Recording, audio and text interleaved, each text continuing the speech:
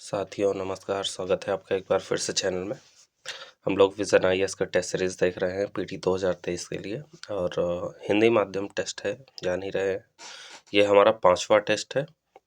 5वें टेस्ट का पहला पार्ट, यानी उस हिसाब से हमारा 17वां लेक्चर रहेगा ये, ठीक है। 17वां टेस्ट रहेगा हमारे चैनल पे। तो 5वें टेस्ट का पहला पार्ट है जिसमें 25 प्रश्नों को शामिल किया जाएगा। जानते ही हैं 25-25 प्रश्नों को शामिल किया जाता है हर एक टेस्ट में, जिससे वीडियो ज़्यादा बड़ा भी ना हो जाए और सारी चीज़ें अच्छे से समझ में आए, ठीक है। आज के 5वें टेस्ट में हम शामिल करेंगे प्राचीन एवं मध्यकालीन भारत, कला एवं संस्कृति। हमने 2 टेस्ट सीरीज जो देखी थी, पहली और दूसरी, उसमें हमारे जो है पॉलिटी के थे सारे प्रश्न और करंट अफेयर्स थे। फिर उसके बाद तीसरी और चौथी जो हमने देखी थी, उसमें हमारे जो है ज्योग्राफी और एनवायरनमेंट के प्रश्न शामिल थे। आज हम शुरू कर रहे हैं प्राचीन एवं मध्यकालीन भारत, कला एवं संस्कृति, ठीक है, जिसमें करंट अफेयर्स भी है मई और जून के, ठीक है, 2022 के। तो प्राचीन एवं मध्यकालीन भारत, कला एवं संस्कृति में देख लीजिए हमें क्या क्या आज पढ़ना है। एंशियंट हिस्ट्री पढ़ना है, जिसमें prehistoric period, Harappa, Indus valley civilisation, Vedic age, Mahajanapada, religious reforms जो हुए हैं, Maurya age and post Mauryan age, Sangam age, Gupta age and post Gupta age. Art and culture में क्या क्या पढ़ना है, architecture and sculpture, religion and philosophy, Indian paintings, Indian music, Indian dance, Indian theatres, Indian cinema, Indian language and literature, art and culture, science and technology in ancient India, Indo Islamic culture.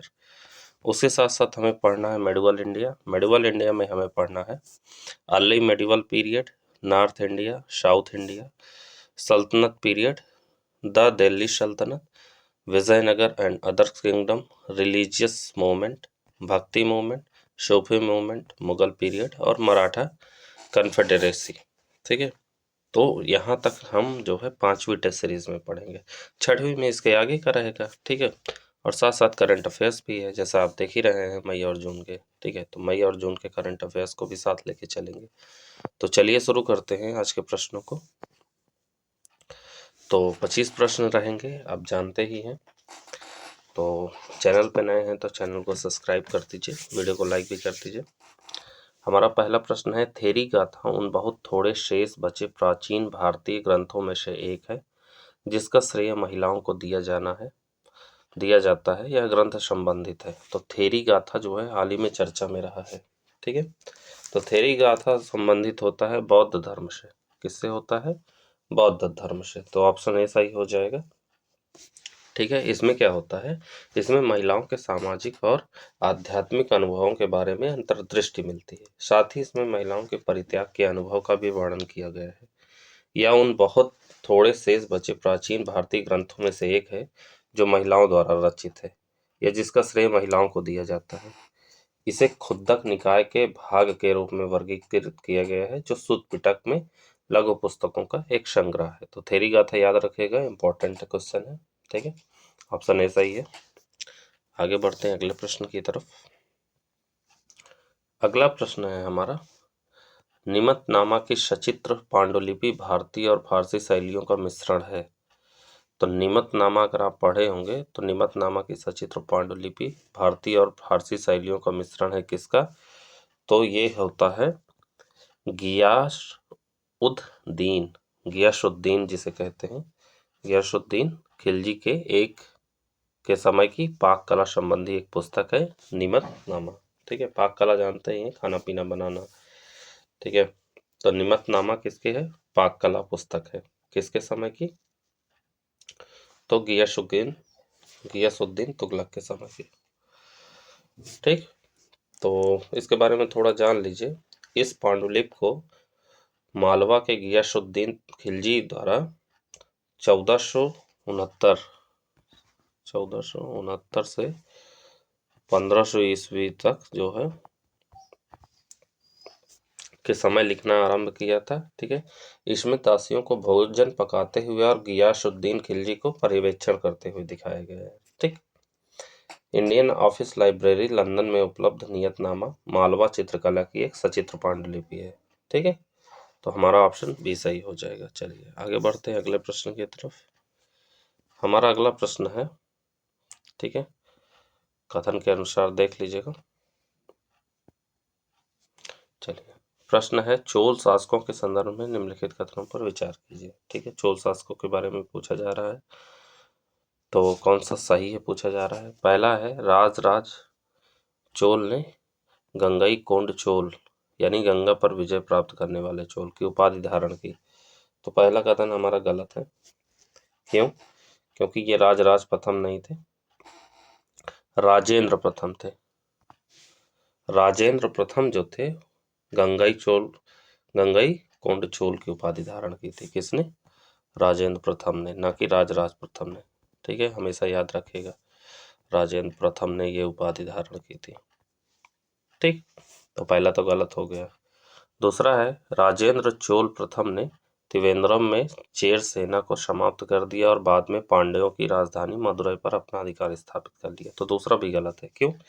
क्योंकि जो राज ने क्या किया था कि राज ने त्रिवेंद्रम में chair सेना को समाप्त कर दिया, ना कि राजेंद्र चोल प्रथम ने। किसने समाप्त किया? राज ने।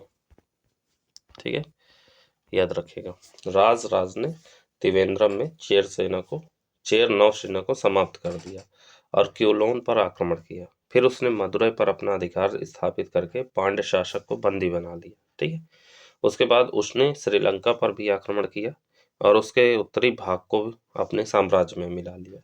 ठीक है, तो दूसरा कथन भी हमारा गलत है। तीसरा है, चोल शासकों ने मंदिरों का निर्माण करके और इन मंदिरों की दीवारों पर अभिलेख उत्कीर्ण कर अपनी विजय को चिन्हित किया। तो तीसरा एकदम सही है, ये याद रखिएगा। चोलों ने क्या किया था कि मंदिरों का निर्माण किया और उसके बाद इन मंदिरों की दीवारों पर जो अभिलेख उत्कीर्ण किए उसमें अपनी विजय को भी चिन्हित किया। तो ऑप्शन ए सही हो जाएगा, केवल तीसरा सही है। ठीक, आगे बढ़ते हैं। हमारा अगला प्रश्न है, फिरोज शाह तुगलक के संदर्भ में निम्नलिखित कथनों पर विचार कीजिए। फिरोज शाह तुगलक के बारे में पूछा गया है, तो कथन है, कौन सा सही है? उसने ब्राह्मणों को जजिया के भुगतान से छूट प्रदान की। गलत है, क्योंकि फिरोज शाह तुगलक ने जजिया में छूट नहीं दी थी। फिरोज के समय जजिया एक पृथक कर बन गया था, याद रखिएगा। पहले यह भू राजस्व का एक भाग होता था। फिरोज ने ब्राह्मणों को जजिया के भुगतान से छूट देने से इनकार कर दिया था। ठीक, क्योंकि इसका वर्णन सरिया में नहीं किया गया था। केवल महिलाओं, बच्चों और विकलांगों और निर्धनों को ही इसकी छूट थी, जिसके पास आजीविका का कोई साधन उपलब्ध नहीं था। तो ब्राह्मणों को जो है जजिया के भुगतान से कोई छूट नहीं मिली थी। ठीक, दूसरा कथन है, उसने हिंदू धार्मिक ग्रंथों का संस्कृत से फारसी में अनुवाद कराने का प्रयास किया। तो दूसरा कथन हमारा सही है। उसने क्या किया था कि हिंदू धार्मिक ग्रंथों का संस्कृत से फारसी में अनुवाद कराने का प्रयास किया था। ठीक है, तो ऑप्शन हमारा हो जाएगा बी सही है। आगे बढ़ते हैं अगले प्रश्न की तरफ। अगला प्रश्न है हमारा, हाल ही में सुर्खियों में रही क्वार जल विद्युत परियोजना तथा रतले जल विद्युत परियोजना का निम्नलिखित में से किस नदी पर निर्माण करने का प्रस्ताव किया गया है? तो ये अगर क्वेश्चन आप पढ़े होंगे, क्योंकि जानते हैं करंट अफेयर्स का सवाल है, जैसे मैंने बताया कि करंट अफेयर्स की सवालों को शामिल किया गया है। तो जो क्वार जल विद्युत परियोजना है, ये हाल ही में प्रधानमंत्री ने क्या किया था कि 850 मेगावाट की रतले जल विद्युत परियोजना और 540 मेगावाट की क्वार जल विद्युत परियोजना की आधारशिला रखी। ठीक है, रतले जल विद्युत परियोजना जो है एक रन ऑफ द रिवर परियोजना। रन ऑफ द रिवर परियोजना का मतलब क्या होता है? जल प्रवाह में बिना बाधा डाले जल विद्युत का उत्पादन करना। तो वो होती है रन ऑफ द रिवर परियोजना है, जो कि कौन केंद्र शासित प्रदेश जम्मू और कश्मीर के किश्तवाड़ जिले में चिनाब नदी पर स्थित है। ठीक है, और जो है 540 मेगावाट की क्वार विद्युत जल परियोजना जम्मू और कश्मीर के किश्तवाड़ जिले में चिनाब नदी पर भी स्थित है। तो जो ये क्वार जल विद्युत परियोजना है और रतले जल विद्युत परियोजना, ये दोनों किस नदी पे है? तो याद रखिएगा, चिनाब नदी पे। कहाँ पे अगर पूछ ले तो किश्तवाड़ में, जम्मू और कश्मीर के किश्तवाड़ जिले में। ठीक है, किश्तवाड़ जिले में, याद रखिएगा, किश्तवाड़ जिले में। ठीक है,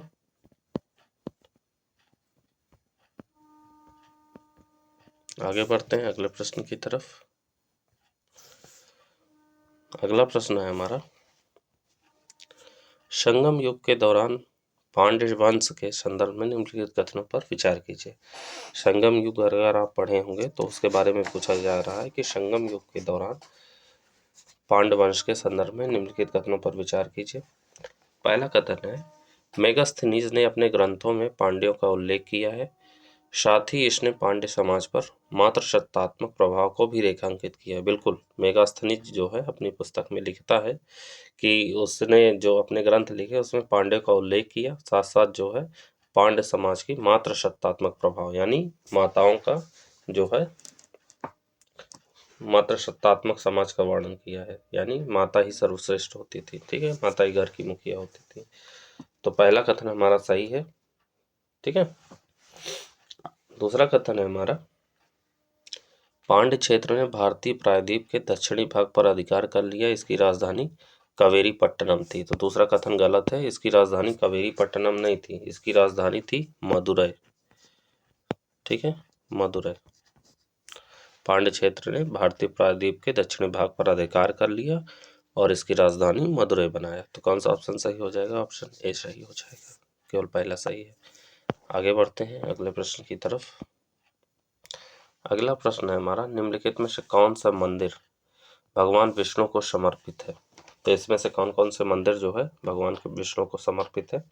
तो जो ऑप्शन दिए गए हैं इसमें से सिर्फ एक मंदिर जो है वो भगवान विष्णु को समर्पित है, वो है खजुराहो का लक्ष्मण मंदिर। कौन सा है? खजुराहो का लक्ष्मण मंदिर भगवान विष्णु को समर्पित है। ठीक है, यह मंदिर चंदेल वंशीय शासक धंग द्वारा 954 ईस्वी में बनवाया गया था। ठीक है, कब बनवाया गया था? 954 में। किसके द्वारा बनवाया गया था? तो धंग द्वारा, धंग द्वारा बनवाया गया था। तो ऑप्शन बी सही हो जाएगा। ठीक है, चलिए आगे बढ़ते हैं अगले प्रश्न की तरफ। अगला प्रश्न देखिए, स्टेटमेंट बेस्ड है। स्टेटमेंट बेस्ड एक सवाल जरूर आता है, हमेशा याद रखिएगा। प्रश्न है कि यह एक महत्वपूर्ण गुफा स्थल है जिसमें बौद्ध धर्म के वज्रयान संप्रदाय से संबंधित कई प्रतिमाएं हैं। बौद्ध गुफाएं आकार की दृष्टि से काफी बड़ी हैं और उनमें 1, 2 और 3 मंजिलें हैं। ब्राह्मण धर्म संबंधी या ब्राह्मणिक गुफाओं में कई प्रतिमाएं पाई जाती हैं। कैलाश पर्वत को उठाए हुए रावण की प्रतिमा उनमें से एक है। ठीक है, तो ये स्टेटमेंट किस गुफा स्थल के का वर्णन करता है? तो ये स्टेटमेंट वर्णन करता है हमारी एलोरा गुफाओं का। एलोरा अगर आप कभी गए होंगे तो वहाँ देखे होंगे। एलोरा जो है औरंगाबाद जिले में है, जानते ही हैं। तो इसमें जो है बौद्ध ब्राह्मण धर्म, ब्राह्मणिक और जैन धर्म से संबंधित 34 गुफाएं हैं। इसमें 5वीं शताब्दी से 11वीं शताब्दी तक के 3 धर्मों से संबंधित मठ भी हैं एलोरा में। ठीक है, तो ये एलोरा के बारे में बात हो रही, तो ऑप्शन हमारा बी सही हो जाएगा। ठीक, आगे बढ़ते हैं। अगला प्रश्न है हमारा, निम्नलिखित में से कौन से देश आर्कटिक संधि के सदस्य हैं? करंट अफेयर्स का सवाल है। ठीक है, करंट अफेयर्स का सवाल है। आर्कटिक संधि के सदस्य हैं कौन कौन से देश? तो आर्कटिक संधि के सदस्य हैं चारों, ऑस्ट्रेलिया, रूस, यूक्रेन और भारत। ये चारों जो है आर्कटिक संधि के सदस्य हैं। ठीक है, इस संधि में जो है यह प्रावधान किया गया है कि संयुक्त राष्ट्र का कोई भी सदस्य इसमें शामिल हो सकता है। अब तक 54 देश इसके सदस्य बन चुके हैं। कितने? 54 देश इसके सदस्य हैं, बन चुके हैं। ठीक है, और इस संधि के मूल हस्ताक्षरकर्ताओं में कौन कौन है ये जान लीजिए। Argentina, Australia, Belgium, Chile, France, New Zealand, Norway, दक्षिण अफ्रीका, यूनाइटेड किंगडम, संयुक्त राज्य अमेरिका और रूस। ठीक है, भारत और यूक्रेन भी इसके सदस्य हैं। ठीक, याद रखना। तो ऑप्शन हमारा डी सही हो जाएगा। आगे बढ़ते हैं अगले प्रश्न की तरफ। अगला प्रश्न है हमारा, सूफी सिलसिले में जियारन के संदर्भ में निम्नलिखित कथनों पर विचार कीजिए। ठीक है, जियारन होता है सूफी सिलसिला में, जियारन एक टर्म होता है। तो उसके बारे में पूछा जा रहा है। तो पहला कथन है हमारा, यह सूफी संत की बरसी पर उनकी दरगाह पर तीर्थ यात्रा पर जाने की प्रथा को संदर्भित करता है। तो पहला कथन हमारा सही है। जियारन जो होता है वो सूफी संत की बरसी पर उनकी दरगाह पर तीर्थ यात्रा पर जाने की प्रथा को संदर्भित करता है। ठीक है। ऑप्शन बी है, दूसरा ऑप्शन है, यह प्रथा भारत में मुगल शासक के दौरान प्रारंभ हुई थी। तो गलत है दूसरा। यह जो है प्रथा मुगल शासक के दौरान नहीं बल्कि मोहम्मद बिन तुगलक यानी दिल्ली सल्तनत के दौरान प्रारंभ हुई थी। मुगल शासन के दौरान नहीं बल्कि दिल्ली सल्तनत। दिल्ली सल्तनत में किसके समय? मोहम्मद बिन तुगलक के समय। ठीक है। सल्तनत, दिल्ली सल्तनत। ठीक। तो दिल्ली सल्तनत के दौरान ये प्रथा प्रचलित हुई थी, ना कि मुगल काल के दौरान। ठीक है। और यह जो है मोहम्मद बिन तुगलक दरगाह पर जाने वाला पहला सुल्तान था, यह भी याद रखिएगा। तीसरा कथन है, इस प्रथा का कव्वाली के विकास से सीधा संबंध है। तो तीसरा कथन हमारा सही है। तो ऑप्शन हो जाएगा हमारा बी। ठीक है। आगे बढ़ते हैं अगले प्रश्न की तरफ। अगला प्रश्न है हमारा, चिश्ती सिलसिला के संदर्भ में निम्नलिखित कथनों पर विचार कीजिए। चिश्ती सिलसिला के बारे में पूछा जा रहा है और पूछ रहा है कि कौन से कथन सही हैं। पहला कथन है, चिश्ती संत सादगीपूर्ण जीवन व्यतीत करने में विश्वास नहीं करते थे और उन्होंने राज्य की सेवा को स्वीकार किया था। गलत है। चिश्ती संत जो है सादगीपूर्ण जीवन व्यतीत करते थे तथा वह लोगों की उनकी स्थानीय हिंदवी भाषा में बात किया करते थे। ठीक है। वे हिंदुओं सहित निम्न वर्गों के लोगों के साथ भी स्वतंत्र रूप से घुलते मिलते थे। ठीक है। वे राज्य की राजनीति में अलग रहना पसंद करते थे और तथा शासकों और कुलीन वर्गों के लोगों की संगति से दूर रहते थे। ठीक। दूसरा कथन है, चिश्ती सिलसिला की गतिविधियां मुख्यतः पंजाब और मुल्तान तक ही सीमित थीं। गलत है। क्यों गलत है? क्योंकि भारत में चिश्ती सिलसिले की स्थापना ख्वाजा मोइनुद्दीन चिश्ती के द्वारा की गई थी। ठीक है। ख्वाजा जी 1192 ईस्वी के आसपास पृथ्वीराज चौहान की पराजय व मृत्यु के तत्काल बाद भारत आए। लाहौर और दिल्ली में कुछ समय रहने के पश्चात वे अंततः अजमेर चले गए, जो उस समय एक महत्वपूर्ण राजनीतिक केंद्र था। अजमेर में पहले से ही अत्यधिक संख्या में मुस्लिम आबादी निवास करती थी। ठीक है। तो भारत में सोहरावर्दी सिलसिला का आगमन लगभग उसी समय हुआ जब चिश्ती संत आए, किंतु उनकी गतिविधियां मुख्य रूप से पंजाब और मुल्तान तक ही सीमित थी। ठीक है। तो ये चिश्ती सिलसिला नहीं बल्कि सोहरावर्दी सिलसिला। ठीक है। कौन से? सोहरावर्दी सिलसिला के बारे में ये दूसरा कथन है। तीसरा है, हमीद उद्दीन नागौरी चिश्ती संप्रदाय के एक प्रसिद्ध संत थे। तो तीसरा भी गलत है। क्यों? क्योंकि जो है चिश्ती संतों में सबसे प्रमुख निजामुद्दीन औलिया और नसरुद्दीन चिराग ए दिल्ली थे। हमीदुद्दीन जो है नागौरी सोहरावर्दी सिलसिला के थे। किसके? सोहरावर्दी। तो याद रखिएगा, सोहरावर्दी सिलसिला।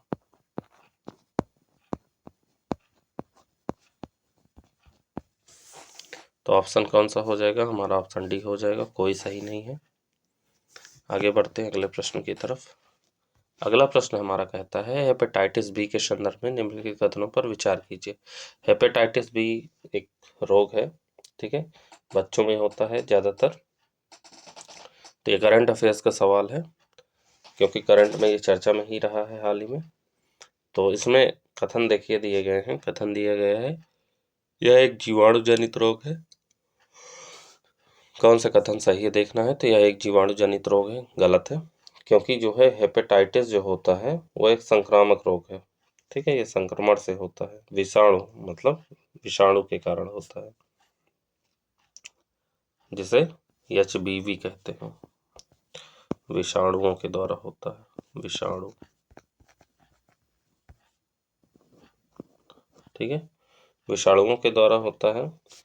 इसका प्रसार किसके द्वारा होता है? अगर ये किसी को हेपेटाइटिस बी होता है तो इसके 2-3 वजह होते हैं। एक तो रक्त के द्वारा, या तो वीर्य के द्वारा, या शरीर के अन्य द्रव्य पदार्थों से होता है इसका प्रसार। ठीक है। याद रखिएगा। तो वायरस जनित है, जैसे HIV होता है वैसे हेपेटाइटिस बी भी हो जाता है। उसके बाद अगला कथन है हमारा कि यह यकृत में होने वाला एक ऐसा संक्रमण है जिससे पीलिया हो सकता है। ठीक है, तो ये सही है बिल्कुल। ये यकृत में जो है हो जाता है, संक्रमण फैल जाता है जिससे पीलिया हो जाता है। ठीक है, यानी सामान्य लक्षण में पीलिया, बुखार, ठीक है, हफ्तों या महीनों तक बनी रहने वाली थकान, उल्टी, भूख न लगना और जोड़ों या पेट में दर्द वाला होता है। ठीक है, तो ये हेपेटाइटिस के ये लक्षण है। अगर आप में किसी को ऐसे लक्षण होते हैं तो आप जो है डॉक्टर को जरूर दिखाइए। अगला है, वर्तमान में इस रोग के उपचार हेतु कोई टीका उपलब्ध नहीं है। तीसरा गलत है, क्योंकि जो है टीकाकरण के माध्यम से इसकी रोकथाम या बचाव किया जा सकता है। ठीक है, और इसके जो है टीके भी उपलब्ध हैं वर्तमान में। ठीक, तो ऑप्शन हमारा कौन सा सही हो जाएगा? ऑप्शन बी सही हो जाएगा, केवल दूसरा सही है। आगे बढ़ते हैं अगले प्रश्न की तरफ। देखिए दिया हुआ है सही मिलान कौन सा है, सही सुमेलित है। एक तरफ सिंधु घाटी के नगर दिए हैं, एक तरफ नदी अवस्थित दिए हैं। ठीक है, सिंधु घाटी के नगर जो किस नदी पे अवस्थित है, तो इसमें पूछा गया है कि कौन सा सही सुमेलित है। मोहनजोदड़ो सिंधु नदी के सामने बिल्कुल सही है। हड़प्पा रावी के सामने बिल्कुल सही है। कालीबंगा ब्यास के सामने नहीं था, बल्कि कालीबंगा किस नदी के सामने जो है घग्गर नदी, जैसे हकरा नदी कहते हैं, तो घग्गर जो है घग्गर घ दग्गा फिर ग और र, ठीक है, घग्गर नदी घग्गर नदी के किनारे जो है अवस्थित है। व्यास नदी हिमाचल प्रदेश और पंजाब राज्यों से होकर गुजरती है। इस स्थल से जुते हुए खेतों और अग्नि की वेदिका के साक्ष्य प्राप्त हुए हैं। ठीक है, अगर वे व्यास पूछे तो हमारा ऑप्शन जो है इसमें बी सही हो जाएगा, पहला दूसरा दोनों सही है। ठीक है, आगे बढ़ते हैं अगले प्रश्न की तरफ। हमारा अगला प्रश्न है, वर्धन राजवंश के राजा हर्षवर्धन के संदर्भ में निम्नलिखित कथनों पर विचार कीजिए। ठीक है, वर्धन वंश के राजा के बारे में बातचीत हो रही है। तो वर्धन वंश के राजा जो है कौन थे, तो एक एक करके कथन देख लेते हैं और पूछा है कौन सा कथन सही है। वर्धन वंश राजवंश के राजा हर्षवर्धन के संदर्भ में निम्नलिखित कथनों पर विचार कीजिए, कौन सा कथन सही है। पहला कथन हमारा कहता है कि राजा हर्षवर्धन 7वीं शताब्दी ईस्वी के दौरान पुष्यभूति राजवंश या वर्धन राजवंश का संस्थापक था। गलत है। क्यों गलत है? क्योंकि थानेश्वर का पुष्यभूति या वर्धन वंश जो है उसमें गुप्त साम्राज्य के क्षीण होने के पश्चात प्रमुख शासक वंश पुष्यभूति रहा। कौन रहा? पुष्यभूति रहा, जिसकी राजधानी थानेश्वर थी। प्रभाकर वर्धन के सिंहासन रोहण के पश्चात यह वंश अत्यधिक प्रभावी हो गया। तो प्रभाकर वर्धन ने होड़ों को पराजित करने में सफलता प्राप्त की और उसके पश्चात जो है पंजाब एवं हरियाणा में अपनी स्थिति को सुदृढ़ किया। तो कथन पहला सही नहीं है। ठीक है, तो प्रभाकर वर्मन हो जाएगा। दूसरा है, प्रसिद्ध चीनी यात्री फायान ने हर्षवर्धन के शासनकाल के दौरान भारत की यात्रा की और नालंदा विश्वविद्यालय में अध्ययन किया। तो दूसरा भी हमारा गलत है। क्यों? क्योंकि जो है हर्षवर्धन के जीवन तथा शासन काल के संबंध में आवश्यक प्रकाश डालने के लिए हमारे पास दो मूल्यवान स्रोत हैं। पहला तो वे हैं उसके दरबारी कवि बाणभट्ट द्वारा रचित हर्षचरित, ठीक है, और दूसरा है चीनी बौद्ध यात्री हेनसांग की भारत यात्रा का वृतांत शी यू की। तो जो है हेनसांग ने क्या किया था, हेनसांग ने 629 से 644 ईस्वी के दौरान भारत यात्रा की थी। फायान ने चंद्रगुप्त द्वितीय के शासन काल के दौरान भारत की यात्रा की थी। किसके दौरान? चंद्रगुप्त द्वितीय के दौरान, ना कि हर्षवर्धन के समय। ठीक है, तीसरा कथन है, उसने चालुक्य राजा पुलकेशिन द्वितीय को पराजित किया और अपने राज्य का विस्तार नर्मदा के पार दक्षिण तक किया। तो तीसरा भी गलत है। क्यों? क्योंकि नर्मदा नदी के तट पर चालुक्य शासक पुलकेशिन द्वितीय ने उसे पराजित किया। ठीक है, और इस प्रकार नर्मदा नदी उसके साम्राज्य की दक्षिणी सीमा बन गई। ठीक है, हर्षवर्धन की मृत्यु के पश्चात 647 ईस्वी से भारत में एक राजनीतिक अनिश्चितता का दौर आरंभ हो गया, जो 8वीं शताब्दी तक चलता रहा। जब उत्तर भारत में गुर्जर प्रतिहार राजपूत शासक बड़ी शक्तियों के रूप में उभर कर सामने आए। ठीक है, तो तीसरा भी हमारा गलत है। तो हमारा कौन सा ऑप्शन सही हो जाएगा? इसमें हमारा ऑप्शन डी सही हो जाएगा, कोई सही नहीं है। ठीक है, सही पूछा था तो कोई सही नहीं है। आगे बढ़ते हैं अगले प्रश्न की तरफ। अगला प्रश्न है हमारा, बहमनी साम्राज्य के एक शासक के संदर्भ में निम्नलिखित कथनों पर विचार कीजिए। पहला कथन है हमारा, कथन दिया गया है बहमनी साम्राज्य के बारे में पूछा गया है, पर पूछा गया है कि किस व्यक्तित्व का उल्लेख किया जा रहा है। ठीक है, बहमनी साम्राज्य में किस व्यक्तित्व का उल्लेख किया जा रहा है। पहला कथन है हमारा, वह एक अच्छा सुलेखक एवं कवि था और प्रायः आशुभाषण छंदों की रचना करता था। ठीक है, क्या था कि वह एक अच्छा सुलेखक एवं कवि था और आशुभाषण छंदों की रचना करता था। दूसरा है, वह विजयनगर साम्राज्य के राजा देवराय प्रथम के समकालीन था और उसने खगोल शास्त्र को प्रोत्साहन दिया और दौलताबाद के पास एक वेधशाला का निर्माण किया। तो ऐसा कौन है? तो जैसे आप जान ही गए होंगे कि दौलताबाद के पास एक वेधशाला का निर्माण किसने करवाया था? तो वो करवाया था फिरोज शाह बहमनी ने। ठीक है, फिरोज शाह बहमनी का कार्यकाल कितना साल से रहता है? तो 1397 से 1422 तक। ठीक है, याद रखिए। तो हमारा ऑप्शन बी सही हो जाएगा। आगे बढ़ते हैं अगले प्रश्न की तरफ।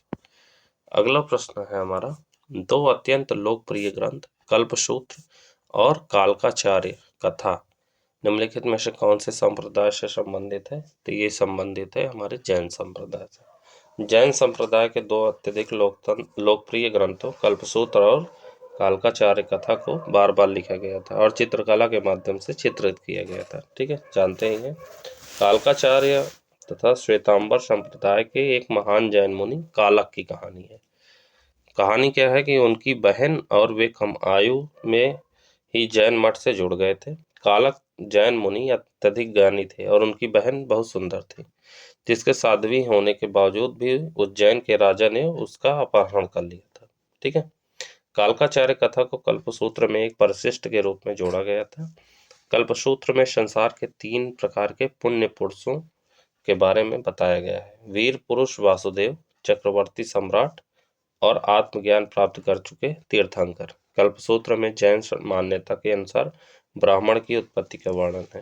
ठीक है, तो हमारा ऑप्शन बी सही हो जाएगा। आगे बढ़ते हैं अगले प्रश्न की तरफ। हमारा अगला प्रश्न है, मौर्य युग के संदर्भ में सन्निधाता शब्द का अर्थ है। बहुत इंपॉर्टेंट क्वेश्चन है, हर एक एग्जाम में पूछा जाता है, ध्यान से देख लीजिए। सन्निधाता का क्या अर्थ होता है? तो सन्निधाता का अर्थ होता है राज्य कोषागार एवं भंडार गृह का प्रमुख संरक्षक। ठीक है, मौर्य साम्राज्य में एक कुशल और केंद्रीकृत शासन व्यवस्था थी, ये तो जानते ही हैं। मौर्य प्रशासन की जानकारी का मुख्य स्रोत चाणक्य द्वारा रचित ग्रंथ अर्थशास्त्र है। मौर्य साम्राज्य की प्रशासनिक व्यवस्था से संबंधित कुछ जानकारी मेगास्थनीज ने अपनी पुस्तक इंडिका में भी दी है। ठीक है, मौर्य साम्राज्य में राजस्व का संग्रह भूमि, सिंचाई, दुकानों, सीमा शुल्क, वन, नौकायान, खदानों और चारागाहों से किया जाता था। ठीक, कारीगरों से लाइसेंस शुल्क वसूला जाता था और न्यायालयों में अर्थदंड लगाया जाता था। मौर्यों ने राजस्व संग्रह और जमा करने की तुलना में उसके मूल्यांकन को अधिक महत्व दिया। ठीक, समाहर्ता राजस्व मूल्यांकन का सर्वोच्च कार्यकारी अधिकारी होता था और सन्निधाता राज्य के कोषागार एवं भंडार गृह का प्रमुख संरक्षक होता था। तो ऑप्शन बी सही हो जाएगा। आगे बढ़ते हैं अगले प्रश्न की तरफ। हमारा अगला प्रश्न है,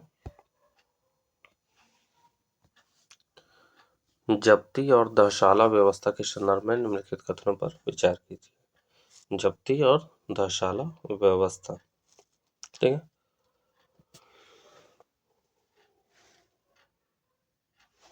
तो दहसाला व्यवस्था के तहत विभिन्न फसलों की औसत उपज के साथ साथ पिछले 10 वर्षों की औसत कीमतों की भी गणना की जाती थी। बिल्कुल सही है।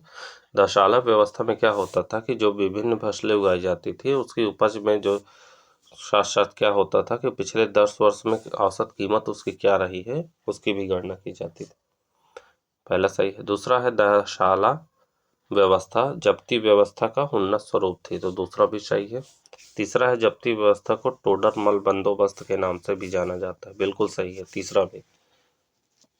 ठीक, जब्ती व्यवस्था को टोडरमल बंदोबस्त व्यवस्था के नाम से भी जाना जाता है। तो हमारा ऑप्शन कौन सा सही हो जाएगा? हमारा ऑप्शन डी सही हो जाएगा, तीनों सही। ठीक, आगे बढ़ते हैं अगले प्रश्न की तरफ। अगला प्रश्न है, लोकायत दर्शन के प्रमुख प्रतिपादक कौन थे? लोकायत दर्शन के प्रमुख प्रतिपादक कौन थे? तो आप पढ़े होंगे, जानते ही हैं, इसके प्रमुख प्रतिपादक चारवाक है। चारवाक जानते ही हैं, यावत जीवेत सुखम जीवेत ऋणम कृत्वा घृतम पीवेत। अर्थात उनका कहना था कि जब तक जियो सुख से जियो, उधार लेकर घी पियो। ठीक है। चारवाक का वास्तविक ज्ञान जो है, वास्तविक योगदान क्या था कि उनके योगदान भौतिकवादी दृष्टिकोण में नहीं थे। वह दिव्य और अलौकिक सत्ता के अस्तित्व को स्वीकार नहीं करते थे और मनुष्य को सभी गतिविधियों का केंद्र मानते थे। ठीक है। भौतिकवाद पर जोर देने वाले दार्शनिक संप्रदाय 500 ईस्वी पूर्व से 300 ईस्वी पूर्व के बीच अर्थव्यवस्था और समाज के विस्तार की अवधि में विकसित हुए। ठीक है। तो हमारा ऑप्शन सी सही हो जाएगा। आगे बढ़ते हैं अगले प्रश्न की तरफ। अगला प्रश्न है हमारा, बौद्ध धर्म की शिक्षाओं के संदर्भ में निम्नलिखित कथनों में से कौन सा सही नहीं है? ठीक है। तो प्रश्न है, बौद्ध धर्म की शिक्षाओं में कौन सा सही नहीं? तो हमारा एक कथन सही नहीं होगा। पहला है, बौद्ध धर्म शाश्वत आत्मा के अस्तित्व को मान्यता नहीं देता। बिल्कुल सही है, बौद्ध धर्म जो है शाश्वत आत्मा के अस्तित्व को मान्यता नहीं देता है। दूसरा है, बौद्ध धर्म पुनर्जन्म के सिद्धांत को स्वीकार नहीं करता। तो दूसरा ऑप्शन हमारा गलत है। क्यों? क्योंकि देखिए, आत्मा को स्वीकार करता है, ठीक है, मान्यता नहीं देता, लेकिन पुनर्जन्म को जो है बौद्ध धर्म स्वीकार करता था। ठीक है, दूसरा गलत हो जाएगा। तीसरा है, बौद्ध धर्म के अनुसार निर्वाण की प्राप्ति ही परम लक्ष्य है। बिल्कुल सही है, बौद्ध धर्म यही मानता है कि निर्वाण की प्राप्ति ही परम लक्ष्य है। चौथा है, बौद्ध धर्म ईश्वर के अस्तित्व को नहीं मानता। बिल्कुल, ये ईश्वर और आत्मा के अस्तित्व को बिल्कुल नहीं मानता है, लेकिन पुनर्जन्म को मानता है, ये जान लीजिएगा। ठीक है। तो हमारा ऑप्शन बी सही हो जाएगा। आगे बढ़ते हैं अगले प्रश्न की तरफ। अगला प्रश्न है, निम्नलिखित में से कौन से जैन तीर्थ स्थल में गोमतेश्वर की प्रसिद्ध मूर्ति स्थित है? तो गोमतेश्वर की प्रसिद्ध मूर्ति जो है श्रवण बेलगोला में स्थित है। कहाँ? श्रवण बेलगोला में स्थित है। जैनियों ने भी हिंदुओं की तरह बड़े बड़े मंदिर बनवाए। अनेक जैन मंदिर एवं तीर्थ स्थल पहाड़ी क्षेत्रों को छोड़कर समस्त भारत में विभिन्न स्थानों पर पाए जाते हैं। ठीक है। कर्नाटक में जैन मंदिरों की समृद्ध धरोहर सुरक्षित है, जिसमें गोमतेश्वर में ग्रेनाइट पत्थर की मूर्ति विशेष रूप से उल्लेखनीय है। श्रवण बेलगोला स्थित भगवान बाहुबली की विशाल मूर्ति, जो कि लगभग 18 फीट यानी 18 मीटर यानी 57 फीट ऊंची है, एकाश पर्वत से निर्मित और बिना किसी सहारे के खड़ी विश्व की सबसे लंबी मूर्ति है। ठीक है। तो हमारा ऑप्शन बी सही हो जाएगा। आगे बढ़ते हैं अगले प्रश्न की तरफ। हमारा अगला प्रश्न है, विजयनगर साम्राज्य की प्रशासनिक इकाइयों के संदर्भ में निम्नलिखित में को उनके आकार के अनुसार आरोही क्रम में व्यवस्थित कीजिए। ठीक है। तो विजयनगर साम्राज्य की जो प्रशासनिक इकाइयां थी, नाडु, स्थल, ग्राम, मंडल, इनको जो है आरोही क्रम में व्यवस्थित करना है। तो हमारा कौन सा ऑप्शन सही हो जाएगा? देखिए, तो सबसे पहले क्या होता था, तो साम्राज्य को राज्यों या मंडल प्रांतों में विभाजित किया गया था। तो सबसे पहले कौन आ जाएगा? हमारा सबसे पहले आ जाएगा ग्राम। ठीक है, ग्राम आ जाएगा। फिर उसके बाद जो है आएगा हमारा क्या? स्थल। स्थल के बाद आएगा हमारा नाडु, फिर अंत में मंडल। ठीक है, आरोही क्रम में पूछा है तो ग्राम, फिर स्थल, फिर नाडु, फिर मंडल। तो ऑप्शन ए हमारा सही हो जाएगा। ठीक है। आगे बढ़ते हैं अगले प्रश्न की तरफ। अगला प्रश्न है हमारा, निम्नलिखित युग्मों पर विचार कीजिए। भक्ति संप्रदाय एक तरफ है, एक तरफ भक्ति साहित्य दिया हुआ है। ठीक है। तो भक्ति संप्रदाय में दिया हुआ है नैनार। ठीक है, और पूछा कौन सा सही सुमेलित है? तो नैनार जो होते थे वो तेवरम, नैनार क्या होते थे? वो तेवरम होते थे, तेवरम होते थे। नवनार का भक्ति साहित्य कौन सा है? तेवरम है। और अलवार का भक्ति साहित्य नल इरा दिव्य प्रबंधम था। नल इरा दिव्य प्रबंधम था, अलवार का और नयनार का था तेवरम। ठीक है, भक्ति साहित्य याद रखिएगा। फिर वीर शैव वचन के, ठीक है, वीर शैव का वचन भक्ति साहित्य था, तो ऑप्शन हमारा सी सही हो जाएगा। ठीक है, आगे बढ़ते हैं अगले प्रश्न की तरफ। अगला प्रश्न है, चैत्य एवं विहारों के संदर्भ में निम्नलिखित कथनों पर विचार कीजिए। ठीक, पहला कथन है, पूछा है कौन सा कथन सही है। पहला कथन है, विहार धार्मिक सभा एवं पूजा के लिए स्थान होते थे। गलत है, विहार नहीं बल्कि जो है चैत्य होते थे। चैत्य होते थे, चैत्य जो क्या होते थे, चैत्य होते थे धार्मिक सभा एवं पूजा के लिए, और विहार जो क्या होते थे, विहार होते थे बौद्ध भिक्षुओं के रहने का स्थान। ठीक है, बौद्ध भिक्षु जहाँ रहते थे, निवास करते थे, उसको विहार कहा जाता था। ठीक है, तो पहला कथन हमारा गलत है।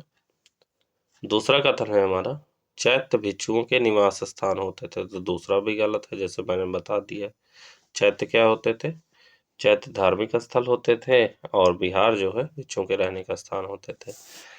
तीसरा है कथन, पश्चिम भारत की गुहा परंपरा में चैत्य के पीछे एक स्तूप की उपस्थिति एक सामान्य विशेषता होती थी, तो तीसरा हमारा कथन सही है। ठीक है, ऑप्शन हमारा कौन सा हो जाएगा, ऑप्शन सी सही हो जाएगा, तीसरा कथन सही है हमारा। ठीक, आगे बढ़ते हैं, आज का हमारा अंतिम प्रश्न देखते हैं।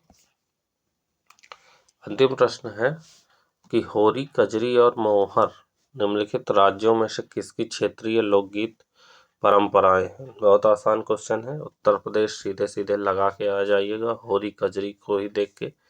होरी, कजरी और सोहर जो है किस राज्य की लोकगीत परंपरा है, तो यह है उत्तर प्रदेश की। ठीक है, थोड़ा थोड़ा जान लीजिए, होरी जो है और सोहर और कजरी क्या है। होरी उत्तर प्रदेश में मनाई जाती है, जानते ही हैं। तो होरी का इतिहास, इसका विकास और इसकी परंपरा काफी प्राचीन है। होरी जो है राधा कृष्ण के प्रेम के संगम पर आधारित होती है। होरी गायन मूल रूप से होली के त्योहार से जुड़ा है। ठीक है, फिर आता है सोहर। सोहर क्या है कि उत्तर भारत में जब किसी परिवार में पुत्र होता है तो सोहर गीत गाने की एक समृद्ध परंपरा है। इसने मुस्लिम संस्कृति को भी प्रभावित किया और उत्तर प्रदेश के कुछ क्षेत्रों में रहने वाले मुस्लिम परिवारों में सोहर गीत का एक रूप प्रचलित हुआ। सोहर गीत दो संस्कृतियों के मिश्रण की ओर सुस्पष्ट संकेत देते हैं। ठीक है, अब कजरी भी जान लीजिए क्या है। तो कजरी जो है, कजरी एक लोकगीत है जिसे उत्तर प्रदेश और आसपास के क्षेत्रों में महिलाओं द्वारा वर्षा ऋतु में गाया जाता है कजरी। ठीक है, यानी भाद्रपद मास के द्वितीय भाग के तीसरे दिन महिलाएं अर्धवृत्त में नृत्य करते हुए रात भर कजरी गीत गाती हैं। ठीक है, तो हमारा ऑप्शन सी सही हो जाएगा। ठीक, तो इस तरह हो गए हमारे 25 प्रश्न। 26 प्रश्न से अगले वीडियो में रहेगा 26 से लेकर 50 तक। ठीक है, तो उम्मीद है आपको ये वीडियो पसंद आए होंगे। आज के सेशन को यहीं तक रखते हैं, मिलते हैं अगले वीडियो में, तब तक के लिए जय हिंद, जय Bharat, thank you so much.